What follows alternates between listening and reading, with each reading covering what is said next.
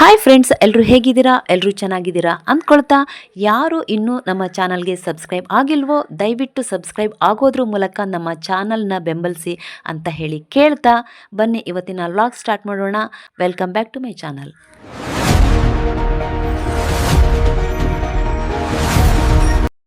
ನನ್ನ ಚಾನಲ್ನ ಹೆಸರು SGS ವ್ಲಾಗ್ಸ್ ಅಂತ ಹೇಳಿ ಇಟ್ಟಿದ್ದೀನಿ. ಯಾಕೆ ಅಂತ ಹೇಳಿದರೆ, ಎಸ್ ಅಂದರೆ ನನ್ನ ಹೆಸರು, ಜಿ ಅಂದರೆ ನನ್ನ ಇನ್ಸಿಲ್ಲು, ಹಾಗೂ ಎಸ್ ಅನ್ನೋದು ನನ್ನ ಊರ ಹೆಸರು. ಹಾಗಾಗಿ ಶಾರ್ಟಾಗಿ SGS ಅಂತ ಹೇಳಿ ಇಟ್ಟಿದ್ದೀನಿ.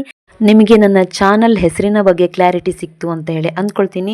ದಯವಿಟ್ಟು ನನ್ನ ಚಾನಲ್ನ ಯಾರ್ಯಾರು ವೀಕ್ಷಿಸ್ತಿದ್ದೀರೋ ಅವರು ಏನು ತಿಳಿಯುತ್ತೋ ಅದನ್ನು ಕಮೆಂಟ್ ಮೂಲಕ ನಮಗೆ ತಿಳಿಸ್ಬೋದಲ್ವಾ. ನಿಮಗೆ ಯಾವುದು ಇಷ್ಟ ಆಗಲ್ಲ, ಯಾವುದು ಇಷ್ಟ ಆಗಿದೆ ಅಂತನಾದರೂ ಕಮೆಂಟ್ ಮಾಡಬೇಕಲ್ವಾ. ಇವತ್ತು ಭಾನುವಾರ ಆಗಿರೋದ್ರಿಂದ ಒಬ್ಬರು ಅಜ್ಜ ಬಂದು ಆ ಹುಲ್ಲನ್ನೆಲ್ಲ ಕೊಯ್ಕೊಂಡು ಹೋಗ್ತಾರೆ ಅವರು ಹಸುಗಳಿಗೆ ಅಂತ ಹೇಳಿ. ಅವರು ಬಂದು ಕ್ಲೀನ್ ಮಾಡ್ತಾ ಇದ್ದಾರೆ. ಹಾಗೇನೆ ಒಂದಷ್ಟು ಮಾತಾಡೋಣ ಬನ್ನಿ. ಅಲ್ಲೇ ಹಾಗೆ ಬಿಟ್ಟಿದ್ದೀರಲ್ಲ, ಎಲ್ಲ ಅಲ್ಲಲ್ಲೇ ಹಾಗೆ ಬಿಟ್ಟಿದ್ದೀರಲ್ಲ ಅಲ್ಲಿ ಹಿಂದೆ, ಅಲ್ಲಿ ಕಡಿಬೇಕಾ? ಆಮೇಲೆ ನಾನು ವ್ಲಾಗ್ಗೆ ಯಾಕೆ ಮುಖ ತೋರಿಸ್ಕೊಂಡು ನಾನು ವಿಡಿಯೋ ಮಾಡಲ್ಲ ಅನ್ನೋದಕ್ಕೆ ಕಾರಣಗಳಿದೆ. ಹಾಗಾಗಿ ನಾನು ಮಾಡಲ್ಲ. ಕಾರಣನ ಇನ್ನೊಂದು ಸಲ ಯಾವಾಗಾದರೂ ಹೇಳಲಿಕ್ಕೆ ಸಾಧ್ಯವಾದರೆ ಹೇಳ್ತೀನಿ.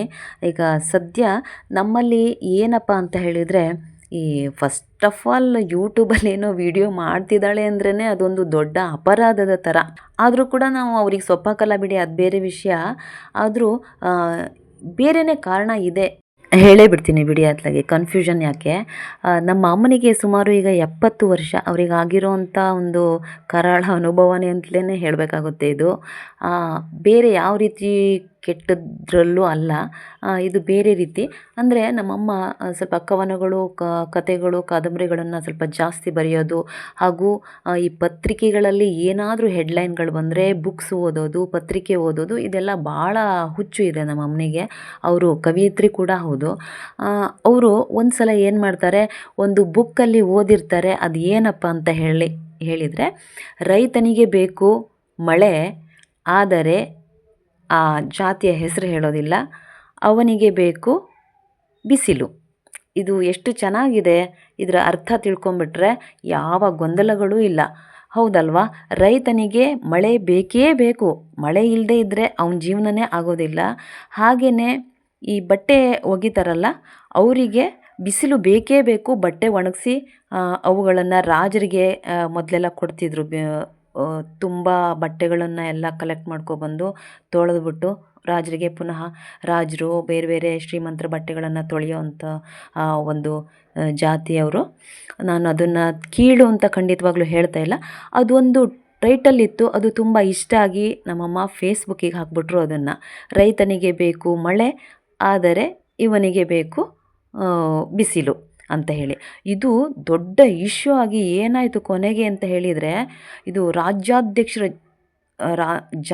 ಆ ಜಾತಿಯ ರಾಜ್ಯಾಧ್ಯಕ್ಷರಿಗೆ ಹೋಗಿ ಈ ವಿಷಯ ತಲುಪಿ, ಅವರು ಕೊನೆಗೆ ನಮ್ಮ ಸ್ಥಳೀಯ ಅವರ ಜಾತಿಯ ಅಧ್ಯಕ್ಷರನ್ನು ಮೀಟ್ ಮಾಡಿ, ಫೋನ್ ಕಾಂಟ್ಯಾಕ್ಟ್ ಮಾಡಿ, ನಮ್ಮ ಮನೆ ಕಂಡಿಡ್ದು, ನಮ್ಮ ಅಮ್ಮನ ಫೋನ್ ನಂಬರ್ ಕಂಡಿಡ್ದು ಅವರಿಗೆ ಫೋನ್ ಮಾಡಿ, ಏನಂತ, ನೀವು ಬನ್ನಿ ಅಲ್ಲಿ ಸರ್ಕಲ್ ಹತ್ರ ಬನ್ನಿ, ಇಂತಲ್ಲಿ ನಾವು ನಿಮಗೆ ಕಪ್ ಹಚ್ಚಬೇಕು, ಯಾಕೆ ನಮ್ಮ ಜಾತಿಯನ್ನು ನೀವು ಹೀಯಾಳಿಸಿದ್ದೀರಾ ಅಂತ ಹೇಳಿ ಇದೊಂದು ದೊಡ್ಡ ಇಶ್ಯೂ ಆಗಿಬಿಟ್ಟಿತ್ತು.